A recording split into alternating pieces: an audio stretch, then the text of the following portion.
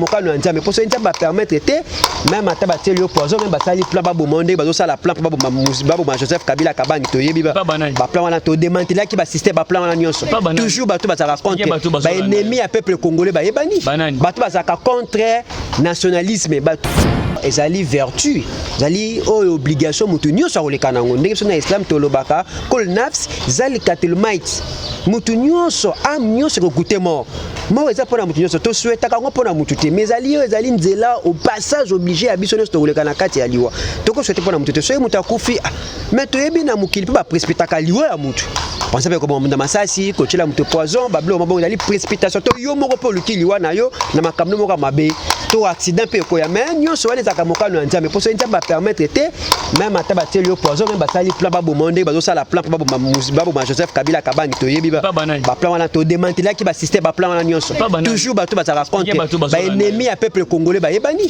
bato bazaka contre nationalisme bato ndi akoluka lelo akosa mutu ya Kabila soki bozwaki musée Laurent Désiré Kabila pona imprudence ya peuple congolais toyebisi bino ke biso ba kabiliste biso ba josephiste tozali très vigilant devant bino toza na protection ya Joseph Kabila Kabangi en tant que congolais en tant que l'acteur principal ya alternance pacifique na mboka na biso o toluka mikona mikolo salama atika bokona kimé pa ya ndeko na ye Félix Tshilombo Tshisekedi o azoko dirige mboka na ndenga azali ko diriger yango soki mabe ali tokoloba malamu ezali tokumisa donc au protéger Joseph Kabila Kabangi bon kanisate piège au bozo sala po boluka mutu ya Kabila bokozo ya ngonde bozo ki ya musée na pété Joseph Kabila restera demeurera nationaliste il a le soutien total de la population congolaise que nous sommes voilà. Nous allons les protéger.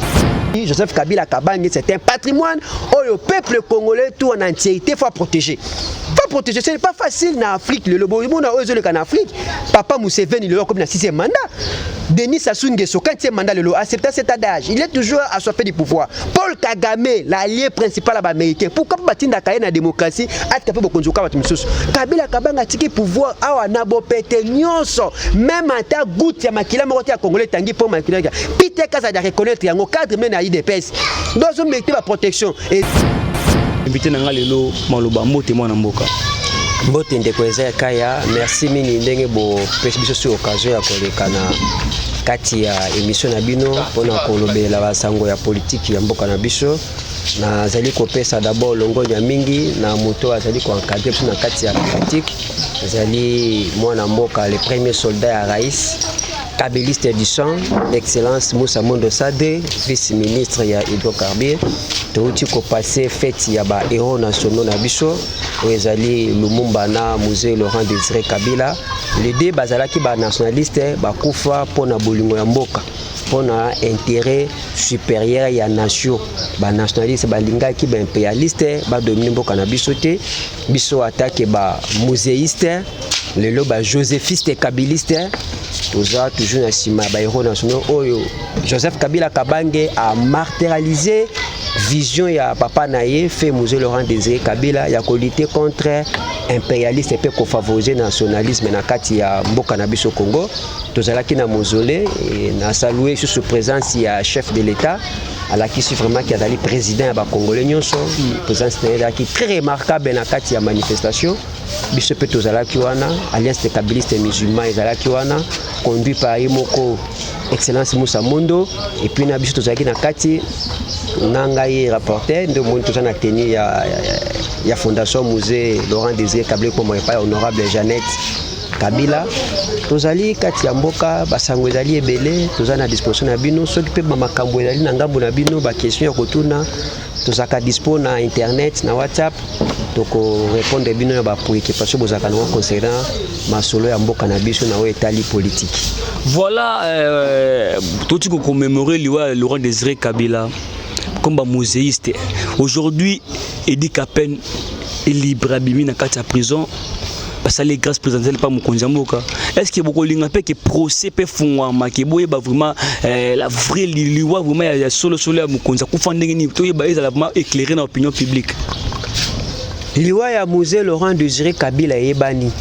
Ba ba musée Laurent Désiré Kabila yebani. Ezali sia agence de renseignement États-Unis d'Amérique nde baza sima liwa na ba impérialiste parce que musée azaki nationaliste azaki contre ba impérialiste alingaki ba impérialiste ba dominer te na kati mboka. Je me rappelle des moments Moussa a fait la conférence de presse à Lobaka katela même moko ya ba secrétaire d'État ya États-Unis téléphone pour ba dictateur biso ba congolais tous ko supporter to la dignité na biso peuple congolais souveraineté ba sombaka yango te dignité za lokola Joseph Kabila Kabange lors ya conférence de presse na Souka attaque président de la République le 26 janvier 2018 alobaki même l'homme le plus pauvre azalaka na poste ya dignité ezate soko yo ko pesa biloko kolia ndefo saka na ye oza même na respect envers ye pour pesa biloko kolia mais tandis que batouana ba pesa biso Congo eloko te bango ndi ba bénéficier pa ya Congo pourquoi ba la biso ba dictat aw mais on to telemela musée Laurent Désiré ba cause liwa nezali yango wana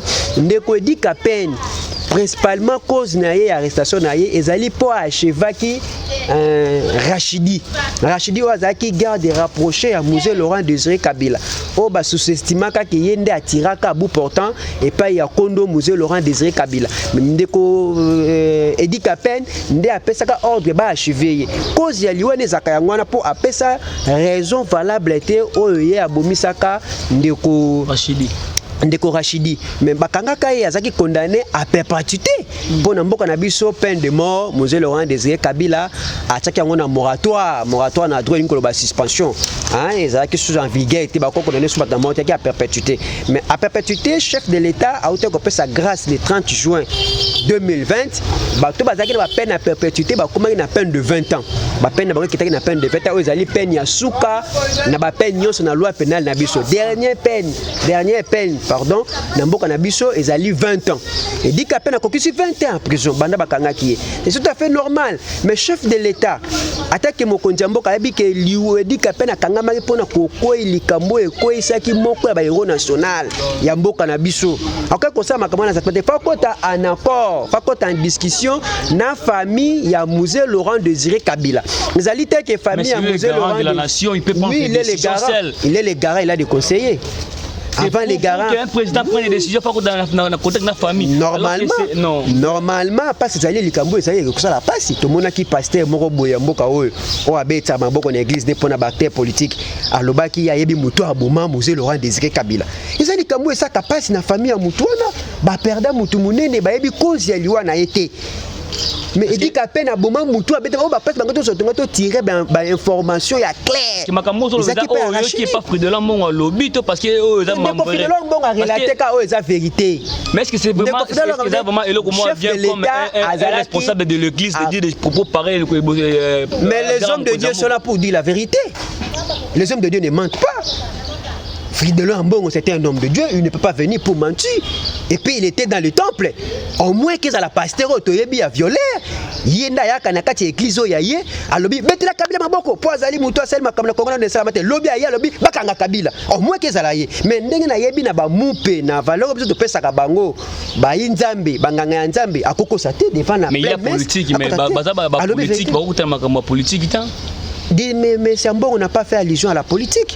Il n'a rien que remercier le chef de l'État pour avoir donné la grâce présidentielle na Edi Kapene en commun encore avec la famille de l'illustre disparu. C'était ça. Voilà. Mais l'Iwa général, polémique c'est cette. Voilà, l'Iwa général, l'un des généraux auditeur na procès à Nani, il y a Edi Kapene aujourd'hui n'est plus. Est-ce que Koukou Fana ils étaient peut-être bandeko ya ngambo na bazo banga que non, ayeba ki ba secret, ayeba ki parce que l'un des auditeurs da procès a Edi Kapene azo banga yango ba éliminer te pour que ba secret se bimate.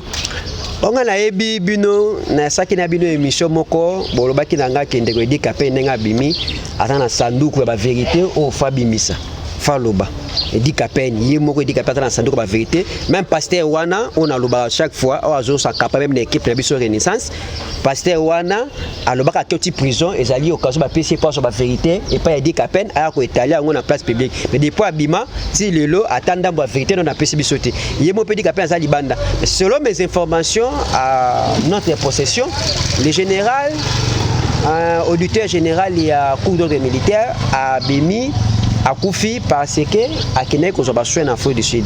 Mais ce qui m'étonne souvent, bah acteurs minene ya mboka na biso bazo kufa mingi na ba poison to na ba maladie mo ezwe ba na sensité depuis régime oyo na Bokondi.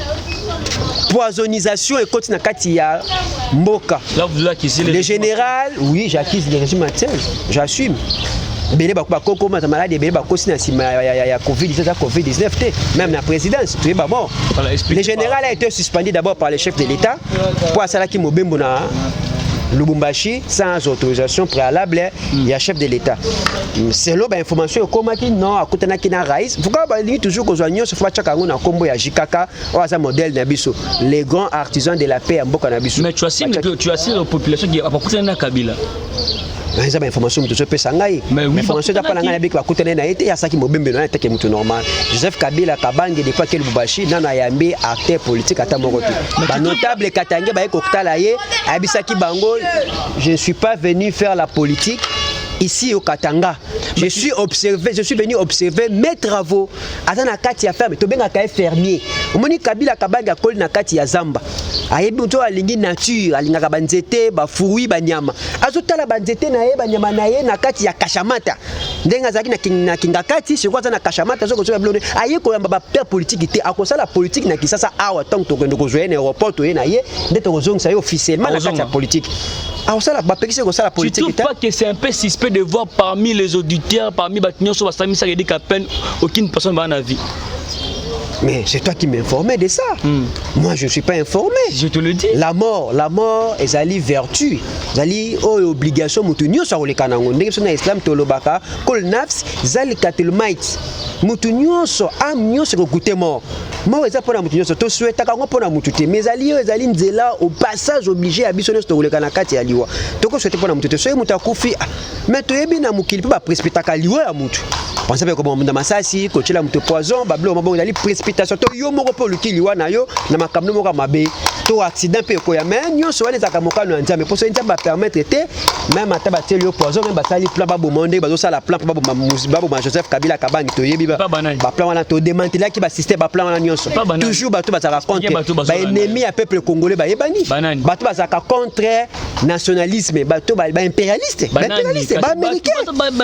américain a commencé par l'ambassadeur Mike Amer au tu habité na Congo sera comme vice-président sera yenda comme président de la République de Mboka oh on peut ça injonction un étranger alors bana mwana mboka qui a présence na ezali ko déranger ye na kati ya mboka na ye Joseph Kabila va na kati ya Canada États-Unis d'Amérique te bana le ngwe bo continent Congo est-ce que vous voyez na pays moko te mais yo un étranger aux ambassadeurs oh ye pona tamo boko kende oh lo ba ke présence ya Kabila ezali ko déranger na kati ya Congo le Mike Amer azali ko sala sima to démanteler qui déjà projet na bango lonso bazali na ngo machiavéliste ya koluka mutu ya Joseph Kabila Kabange na mona kindeko Peter Kazadi oh lolo na saluer bravo na ye na Top Congo alobaki Joseph Kabila Kabange c'est un patrimoine oh le peuple congolais tout en entièreté faut protéger. Ce n'est pas facile en Afrique. Le monde en Afrique. Papa Museveni, le comme dans 6e mandat. Denis Sassou Nguesso, 4e mandat, le accepté cet adage. Il est toujours assoiffé du pouvoir. Paul Kagame, l'allié principal américain. Pourquoi Batinda Kaye na démocratie a tapé beaucoup de choses. Kabila Kabanga a tiqué pouvoir à Nabo Pete Nyonso. Même en ta goutte, il y a Makila Morote à Congolais Tanguy pour Makila. Peter Kazadi a reconnaître un cadre même à IDPS. Dans un métier de protection. Et Zan de Komay qui a mérité, n'y a pas le loi quoi ça me tue à Kabila. Ceux qui besoin qui musée le roi désiré Kabila pour une imprudence. Il y a peuple congolais, to yebisi bino ke biso ba kabiliste, biso ba josephiste.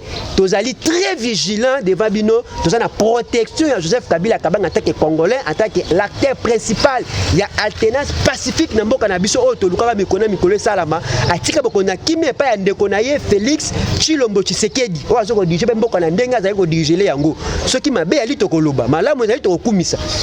Donc au protéger Joseph Kabila Kabange bonne canisate piège au besoin ça la pour luka mutu à Kabila bokozwa ngode besoin qui a musé na pété Joseph Kabila restera demeurera nationaliste il a le soutien total de la population congolaise que nous sommes voilà. Nous allons les protéger aujourd'hui aussi la santé à mon amoka Zeras Rubiro eza bien terre na katafini ici tubaki mais comme tu le plus ampli Covid en ozoli eka nzoto et qu'est-ce qui se passe de éviter ni na ngwe tungsa eka parce que jusqu'à présent sa santé rien ne va.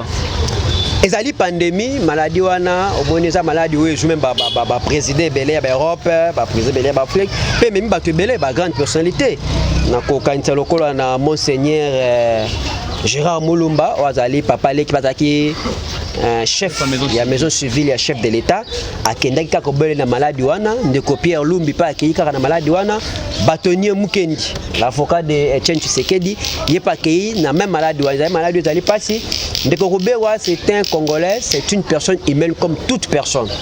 À cause de la maladie, à cause de la événement malheureux, et comme la rabattu, comme la pays. Ah bon, Namboka Nabiso, tout le monde est dans la Constitution, article 10, et le bel membre nationalité. Et puis, surtout, il y a le code de la famille. Si la loi, si la nationalité va expliquer, le lingue est comme un Congolais. Mais Roubert aussi va adopter un Congolais. Ah, on a tenu le Congolais. C'est la Congolais. Ah, vous me donnez des informations. Bah, Bisinga inayoka que Ruberwa Azalaki président étudiant rwandais na université de Lubumbashi. C'est une information ça pas nangai. Mais na moni à côté na un plus à travailler. A postuler qu'attaque congolais. À travailler dans le ministère na biso. Ah c'est là-bas. À quoi c'est? Tout le monde a battu le Kengo Baza congolais. Tout le monde a battu le Josué Ndoun, même Jean-Pierre Bemba. Origine naïe zali 100% congolais. Papa naïe zali origine 100% congolais. Mais bazawana ba congolais, to robo mutna congolais. Le loba osenga chef de l'état a valorisé double nationalité na mboka na biso. C'est toujours pourquoi? Pour les étrangers, on a pas côté la mboka na biso. Maladie à Zera Soubero, tu vois, est-ce qu'ils ont une esquisse au Zongati au Zongamboka parce que par rapport à tout ce qui se passe dans les pays, c'est dans l'Est, bah massacre, son nom est cité, rapport mapping, son nom est cité, tu vois pas qu'il n'y a pas d'esquisse moro ça la gâte pour que balande là été. Maître Azarias Robert Amawina, je pense que c'est un Congolais, Aza pasteur une église moko boy Sepak, je ne m'abuse pas. Aza Congolais à kozonga na mboka na ye akeka kozobele traitement na yoka pe lobby de Henri Thomas Lokondo il est pas à qui transférer en Afrique du Sud pour nous toujours basoué bon ba malade on tout ozoka kaka poison depuis gouvernement et régime y na mboka il y a trop de poison na kata mboka na biso trop d'assassinats trop de meurtres banquette peut se quoi aboutir de l'autre côté to perda qui grande personnalité mon général Delphin Kaimbi des restes mémoire paix à son âme le lot le banquette je banaté général akufa kaka boy le lot tu perd des choses auditeur général Mobimba tu kende général Munene akei taka toujours na ba même biloko oyo donc ba toucher ba suite na ngote tu éviter ceux les alliés chasse à la sorcière ou ceux les alliés vengeance ba na vengeance pour baluka ba ça se va compte à rendre règlement de compte ni ba lobaka pouvoir na mboka o le loza sur le ça ba règlement de quantité Robert c'est un Congolais a malade soka biki a ozonga ki ça voilà je viens de suivre il y a pas longtemps Roger Ting vient d'affirmer que André Kimuta ex-gouverneur na kata moko asu na kata Congo te André Kimuta sonné cité dans un plan international kuna komuna ye André Kimuta et par rapport à détournement à fonds publics nyonso bala na kata mongo ndenge bazo qui est toujours Afrique d'ici ni nango batami kuna bazo ki mani na kata moko oyo ça toujours ba kina na Afrique d'ici na ebisaki yo ngala za nationaliste na défendaka intérêt ya ba congolais ya peuple congolais ce qui André Kimuta za cité pas ba détourner ce qui André Kimuta za reprocher na ba détournement ba congolais ba tcheli bosa ba juge ba juge nde ba kokata likambo ba kopesa ye wa yembano so kazali innocent ba ko laver so kazali condamné toi azali inculpé ba ko condamner André Kimuta c'est congolais so kazana ba greffe na ye so ki akimi na Afrique du Sud to ça na principe ya extradition na droit ce qui justice congolaise a moni pena que non André Kimuta est cité dans ses oubliettes. Ah, pardon, André Kimuta est cité dans le dossier où ils allaient importer en Boka. Bakosenga na justice sud-africaine, ba extrader awa pour te juger awa sur les principes de territorialité. Sur les principes de territorialité, moi Namboka André Kimuta kozonga ba ko sambisa epo, je pense pas que biso na Afrique du Sud tout ça na même principe juridique, tout ça la loi pénale moko circonstancielle.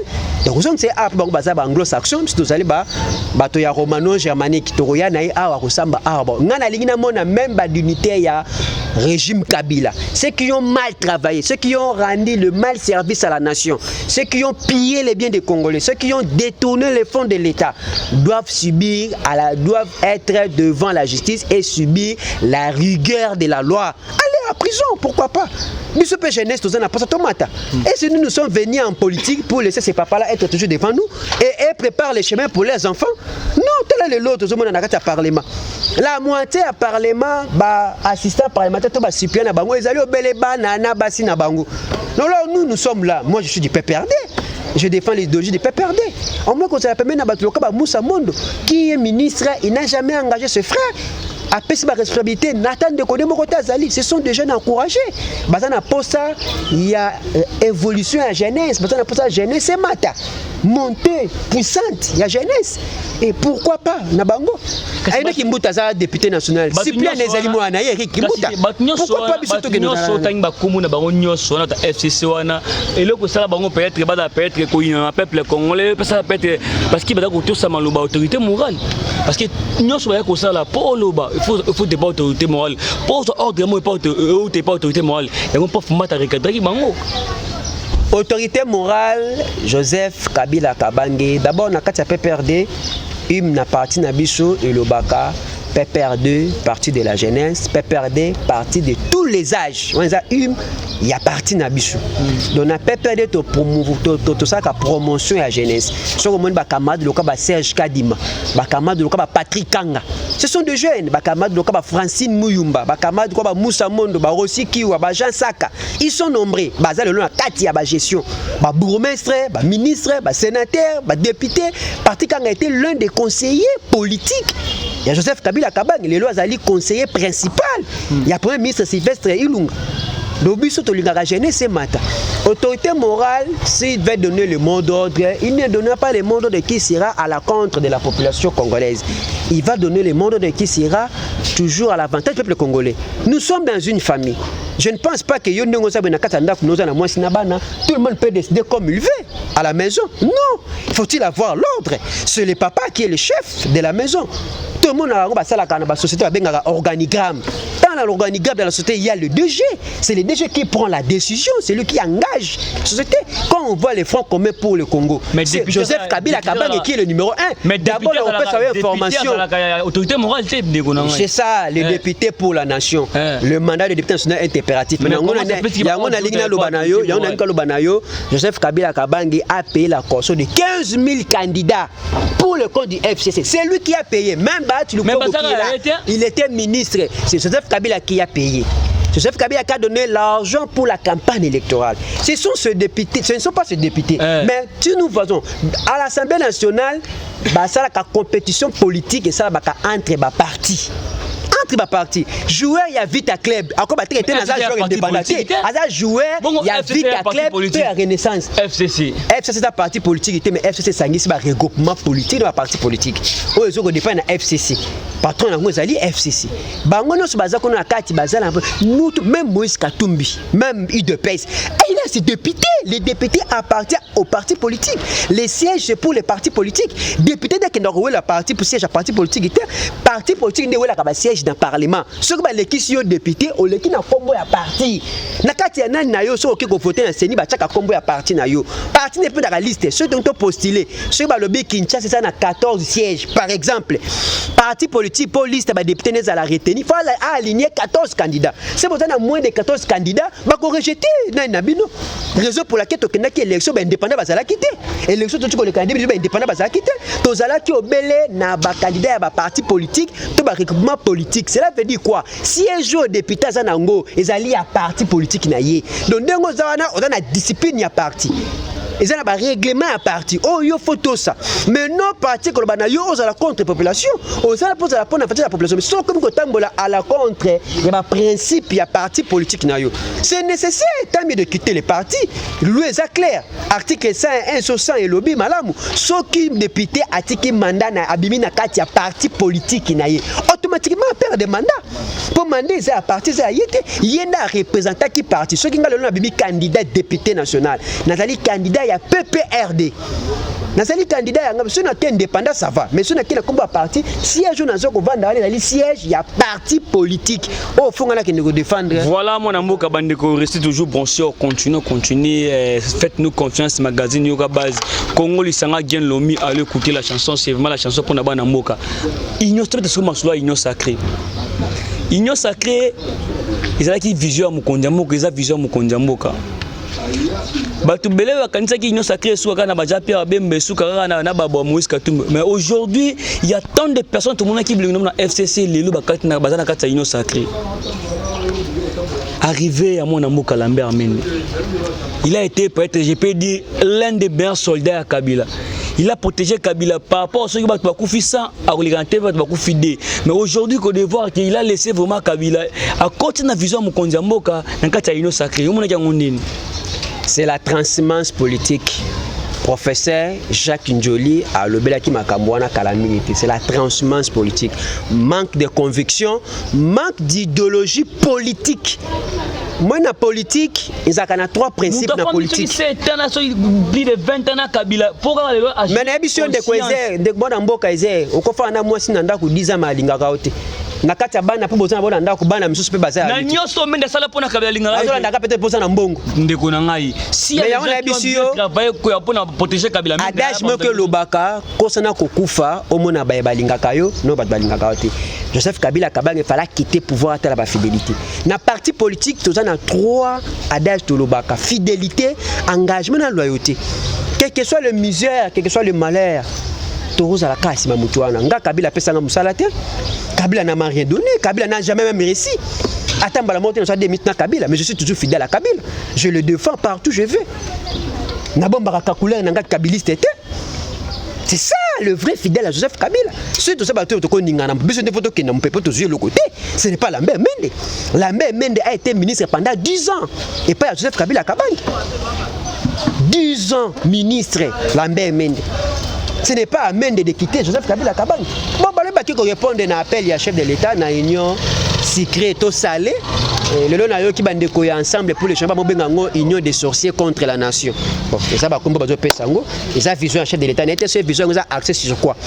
Chef de l'État pour le président de la République na mboko yo a kana vision na ye. Je pense que Ndeko Chilombo a peut-être qui a na Béatrice Hôtel. C'est bêtement comme na pouvoir à se tromper à combien il y a biso programme il y a 100 jours.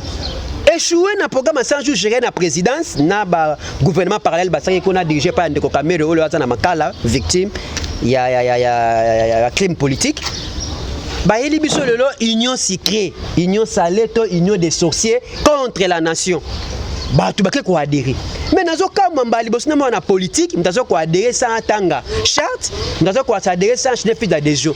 Les adhésions verbales massives, les plus graves de Steve Mbikai qui prétendait kabiliste et disant a comme le a sali ayena simakuta baté ba sali même démarche ko kwesa mabunda le lo comme ko lo ba sali elo ko moko boye pour ko tenir candidature commun ya ndeko Tshisekedi de 2023 tala baté ba ko changer professeur Jacques Njoli Longonya papa ndengo lobaki quelqu'un qui était kabiliste pur pendant beaucoup d'années na 48 heures a comme Tshisekedi plus pire encore ndeko Steve Mbikai a comme Tshisekedi dit jamais vie le lo zo ba il a ko tenir candidature azobenga ba ko tenir candidature d'abord ayeba ke na ko rappeler bandeko AFDC ya batu lukobo balobaki ndeko Mbikai ozali eli ya AFDC kokene union sacrée na d'une manière indépendante il faut zonga na AFDC c'est lui qui va vous s'occuper de vous c'est batu lukobo premier de ko yebisa ya ko yebisa ndeko Steve Mbikai ce bateau ba rappeler ne ba ko ndangai ba yebisa ye azonga na AFDC nous allons continuer à défendre notre idéologie derrière notre autorité morale, le sénateur à vie, le président honoraire Joseph Kabila Kabange. Awa siko to moni ki na kati ya union sacrée comme li kama poste o asengi primature o asengi assemblée nationale voilà. Au lieu peut-être de trouver une solution pour aider les pays, pour aider les peuples congolais, mais tout le monde comme on a été poste. Par rapport à ça, qu'est-ce que tu analyses par rapport à ça? Pour aider les peuples congolais, il faut travailler pour aider les peuples congolais. Bourgmestre commune à Kala, monsieur Wata Bourgmestre, yo quand il est au peuple congolais, le peuple à Kala. Au lieu d'entrer en vision, mon conseil, c'est ça l'intérêt de la population. Les bourgmestres ou les ministres ne viennent pas remettre l'argent pour les Congolais. Mais oui, lui a zaki ne nanzala, afin na zamba yo yiko tumbula. Soka lié yo. Okoktu na biso. Buso be ya nani? Ya yo mtokene kuluka makapa ya liyo. Oyebi li solo ya ntaba. Mboloko na nguma ndenge betama Oui, mais solo la malam. Nta nguma nzete la lié, nta baya longola nzete pas sauvé na bomte malam. Nguma baluke le alia ya binga na nzala. Yo longoli nzete. Yo za pembe na ngana osala ni. Yo ka ni na kolia. E mbolo ko ndai ko sauvé na kati makabwana. Eloko ndeko Tshisekedi asali yango wana. Bemba ki na posa za nzala na ya fandi na ye. Oke ko lukai, oke ko luka Moïse. Ba ye mais pese ba condition na bango.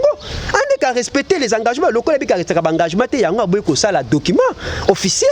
Il y a accord, il y a charte, il y a union secret. Pour yebi ke suka nango ye ako dérouler ako rouler bango ne to benga mikolo Maradona asopata la te. Nani? Président Fachi. To benga Maradona asopata la te asopaki na Genève, asopi na Nairobi, asopi Kingakati, a rouler lisusu bemba na Moïse. Le vieux Maradona mikolo to benga ebongo. Ado continuer ko rouler bango. Balo ba sengi yo suba Assemblée nationale. Ba tsaki yo poids. Ba député ya MLC na ensemble ne ba sali po mabunda kweya. Moindo Nzangi azali artisan principal. Il y a une pétition contre bureau mabunda. Moindo Nzangi yenda ramener ba député belé à côté ya est pas signé. Ezala ya FC ça ya ba côté mususu. Asa Moussa maka subo pesi Assemblée nationale beza. C'est ça la politique. Il a travaillé yondo lukango. Toi ça bango babaki Kabila ka na FC ne bazaka na poste ba poste. Ba baka na poste. Ils sont venus pour travailler, soutenir la vie du chef de l'État. Mais on peut tenir la vie du chef de l'État sans entrer dans les institutions. Nous soutenons Joseph Kabila, on n'a pas de travail. Ba combattant, bata moto, o ba saka rôle munene. O ba kala loi Minaku, o ba kala investiture ya Malonda. Basi bazu musala na pouvoir ya Tshisekedi, bazu misala te. Mais ils sont là, ils continuent à défendre. Bino boye na simakaka boyebozali na bino opposition ba bengi bino pour bocha point le boko c'est va poste aminen. Non, s'ils sont des vrais Congolais, ils veulent soutenir la vie du chef de l'État, ce n'est pas à demander des postes, c'est apporter leur contribution. Yango biso bato akimia Joseph Kabila Kabangi. Afandi otala bango basala o bazala ngo poste. Puis il n'est pas président. Il est là. Voilà. Si le président va considérer son expertise de l'appeler pour demander quelques questions, quelques conseils, il est dispo pour le faire. Mais il y a tant de personnes qui Kabila, c'est lui qui a voulu qu'il ne sacré ça là. Kabila qui a fait une musique à Ebisimo na mai, Panza FSK Shonga, Bendani na ngai, Sala il ne sacré ba député ba koya kuna mais obatilanga qui font na kata nini. Mais ba communicateur à IDFS baba il serait ambassadeur téléphone à Kabila te. Et puis moi je pense que la dernière rencontre il y a des personnalités Ezali Obasaki Nantelena ambassadeurs, quelques ambassadeurs na Monisco. Selon mes informations, Kabila kuta na shuna ete. Baronde babaki qui était séqué d'accrocher à Kimi c'est qui fait ici na Kachamata pour Kima qui des Zambia qui n'existe. Les locaux monsieur bayokana na séqué et ça va font ces formations de ko Ezekaya. Donc ezali moi parce que n'engena bisa kamasa nanga Montekar local Londake. Joseph Kabila c'est quelqu'un qui n'aime pas le désordre, qui aime la paix. À Lubisaka Biso, l'effort qu'il a consenti pendant 18 ans pour que le Congo soit ce qu'il est aujourd'hui, il ne va pas chercher à les gâcher pour une guerre de 2 semaines ou 1 mois. Il ne peut pas. C'est un artisan de la paix. Le principal, c'était que Kabila quitte le pouvoir. Il a quitté le pouvoir. Il a laissé le pouvoir à son frère, le vrai Congolais, le Quinois, selon les gens de l'IDPS. Il est là. Selon il n'a qu'à répondre. Selon le peuple congolais. Selon les gens de l'IDPS. Il est là pour répondre aux aspirations de la population congolaise. Et nous serions là pour apporter notre soutien quand il a fait du bien. Ce qu'on continue reconstruction un pays. C'est ça. Tu serais d'accord ça à l'équipe. Nous sommes là toujours pour soutenir tout ce qui sera à la tête de la nation, mais combattre des mauvaises idées, des mauvaises actions qui sera à la contre de la population. Soit voilà, longue vie à toi, longue vie à toi, mon frère, mon ami, mon pote. De bonnes choses à toi mon frère, que les bons Dieu te bénissent. On se voit toujours là dans la soirée mon frère voilà Abinabo Makombo voilà si les gens peuvent retenir quelque chose dans le passage par rapport à tout ce qui se passe dans les pays, par rapport à l'année 2021, par rapport à l'actualité politique, que les gens retiennent quoi. Biso to bengaka d'abord peuple congolais la vigilance. Et puis na bolingo yamboka tous aba nationaliste. Ce n'est pas un Français, un Belge, un Américain qui aimera le Congo plus que nous les Congolais. Biso de tous intérêt yamboka na biso. Ba politique au bazal lelo na kati yamboka na biso. Biso de tous un renouvellement à classe politique. Il y a des jeunes capables. Nous sommes des licenciés, nous avons étudié, nous sommes capables de gérer comme eux. D'abord, la plupart entre eux, ils n'ont pas étudié. Ils n'ont pas fonction. Ils n'ont pas étudié. Comme martelé, ils ont sauté, comme marche pied na bango, tous à la escalier, comme sommet, nous jeunesse, il faut arrêter la manipulation politicienne. Nous devons être contre les manipulations politiciennes. Tous à la soudée. J'ai a eu de PES, INT, PPR2, MLC, total un intérêt commun. Tout privilégié intérêt commun. Ngaï Nazali Moko à PPR2, mais j'ai acclamé le jour où on a publié le président Fachi en tant que président de la République. J'ai acclamé. J'ai chanté, j'ai publié dans le Facebook. Pas pour l'anglais d'acquis victoire, il y a démocratie. Le bandé comme tout le loco, le bako qu'on a su battre comme on a été. Tout comme on a encore un colonie. N'engé passer mbi à l'obaki. Comme on a alternance pacifique. Passation du pouvoir entre les présidents sortants et les présidents entrants. Et le lot ça l'anglais c'est ngoto nous sommes na Kabila Kabanga Zali vivant. Na on a ancien président. Na classe de l'histoire de Tangata ancien président Lumumba Savubu akufa. Ancien président Lumumba Mobutu akufa. Ancien président Nani Mouze assassinat. Donc le lot on a ancien président Joseph Kabila azana Kashamata. Alors bien rozana Kingakat, le bikuna rozana Est. Donc eza sengo pona biso ko mona makambwana batuna so baza en ville lo pona ngeza sengo ko mona chef d'état. Donc biso jeunesse tous à la uni pour nous défendre to renouveler classe politique au balo basali Sony à Congo bomonde ba yoki président Sony ba kena union secret pour nous loka ba poste ba tonta bomna bango peuple d'abord ba chena sima tout ça qu'on disposer na kati ya internet en WhatsApp boza biso na plus 243 82 40 38 465 na bandeli plus 243 82 40 38 465 bobengi toza dispo na ko répondre na ba demande na bino. JB, tonton swag, longue vie à toi mon frérot. Aston Saman, la foi du boss et boss Glove. Merci na Colonel P. Merci na Davido Aston, les représentants légaux à appel na Kacha Kinshasa. Et on a un autre commande. Bah, nous sommes dans un magazine yoka basse où ils ont Ezarkaya. Tout signe toujours bas soutien na bino, beau soutenir, surtout qui n'a vraiment liboso. Nous avons vraiment besoin de moyens, mettez vraiment les moyens pour que 2021 au magazine yoka basse est toujours opérationnel. De tourner comme il faut, vous allez informer comme il faut.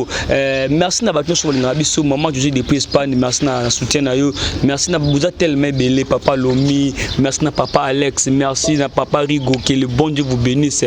On se retrouve au prochain numéro, toujours c'est mon plaisir, même ambiance et l'on a à notre commande de Mbala Pembe Minu Pembe de Tolobi. Bye bye.